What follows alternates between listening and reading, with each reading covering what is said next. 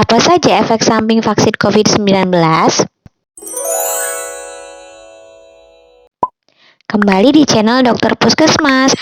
Kali ini masih pertanyaan atau Q&A seputar vaksinasi COVID-19 ya. Ini pertanyaan yang sering disampaikan juga oleh orang-orang. Adakah efek samping setelah vaksinasi COVID-19 nanti?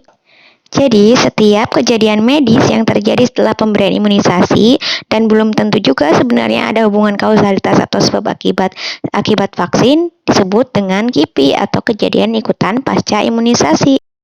KIPI ini dapat berupa reaksi vaksin, prosedur, produksi vaksin, koinsiden, dan reaksi kecemasan. Jadi, KIPI ini bukan khusus untuk vaksin COVID saja ya, tapi sila KIPI ini sudah ada sejak dulu kala untuk imunisasi lainnya. Imunisasi itu ada yang aktif dan ada yang pasif. Nah, yang aktif ini salah satunya adalah vaksinasi. Vaksinasi ini kan juga sudah dikenal sejak dulu ya. Bayi-bayi kita juga kan divaksinasi mulai dari HB0, BCG, Pentavalent, terus kemudian polio, campak, terus kemudian vaksin-vaksin lainnya juga ada ya yang bukan imunisasi wajib itu. Yang dewasa juga ya melakukan vaksinasi. Contohnya yang pas mau calon pengantin kan suntik tetanus, kemudian HPV, kemudian ada lagi yang mau naik haji atau umroh, vaksin meningitis. Jadi vaksinasi itu bukan sesuatu hal yang baru ya pas COVID ini, tapi sejak dulu ada vaksinasi ini. Cuma pas mau vaksin COVID ini entah kenapa pada heboh, muncul teori konspirasi, muncul hoax macam-macam banget. Untuk vaksin COVID-nya sendiri baru deh diteliti pada saat pandemi ini, tapi menggunakan ilmu pengetahuan serta teknologi yang sudah dipelajari sebelumnya. Contohnya yang vaksin inaktif, zaman dulu juga udah ada yang DPT.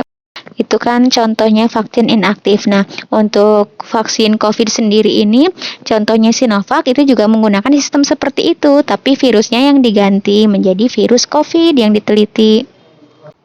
Begitu juga dengan vaksin-vaksin lainnya, jadi menggunakan ilmu pengetahuan yang sudah ada sebelumnya, kemudian diterapkan penelitiannya menggunakan virus COVID ini. Akhirnya jadilah vaksin-vaksin COVID yang ada sekarang. Memang penelitiannya lebih cepat karena memang sedang dibutuhkan emergensi karena pandemi kan menyerang banyak negara di dunia. Tapi tentu saja sudah melewati uji keamanan serta efektivitasnya.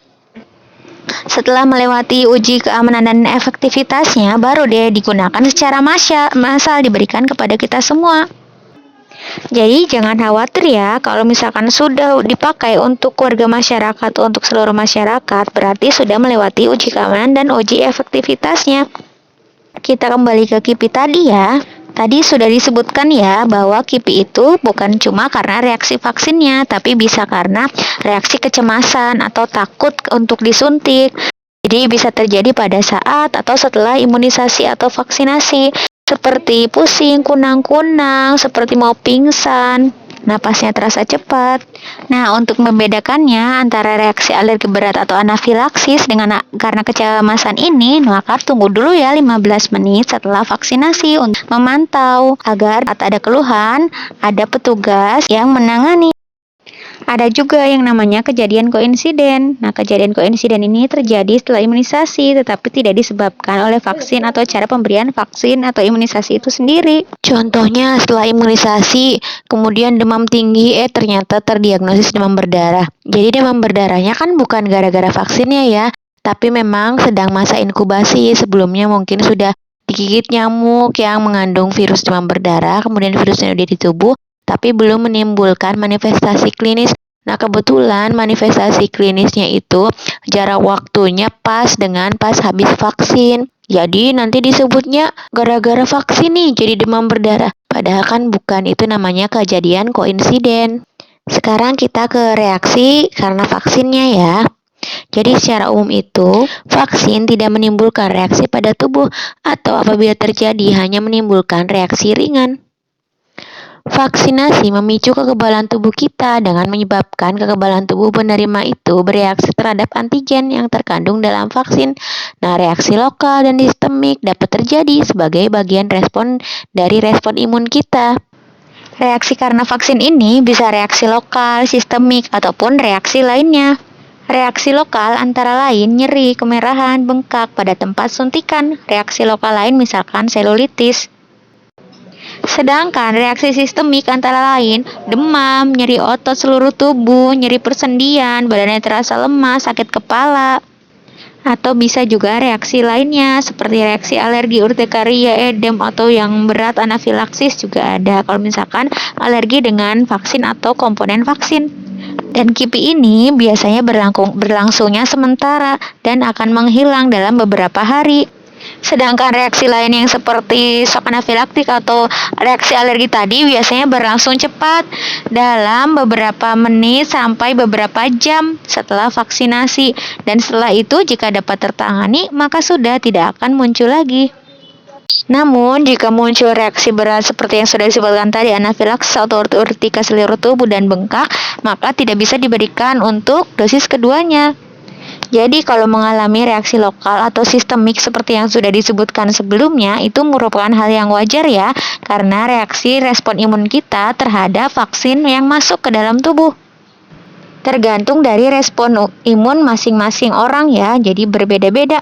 Tapi ini biasanya tergantung dari jenis vaksinnya. Kalau dari pengalaman, kalau yang vaksin Sinovac jarang sekali yang mengalami KIPI.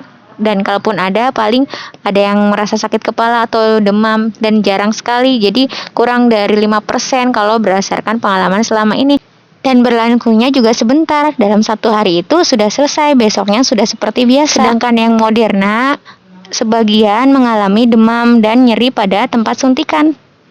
Keluhannya berlangsung 1-3 hari, setelah itu seperti biasa kembali. Untuk yang AstraZeneca, karena belum jadwalnya untuk dosis kedua di tempat saya bekerja, jadi saya belum tahu secara real seperti apa keluhan-keluhannya pada saat setelah vaksin pertama.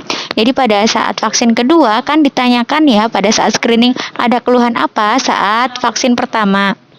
Untuk penanganannya, bagaimana penanganannya jika kita mengalami KIPI setelah vaksinasi di postingan selanjutnya ya, karena videonya sudah terlalu panjang. Sampai jumpa di video berikutnya, semoga bermanfaat.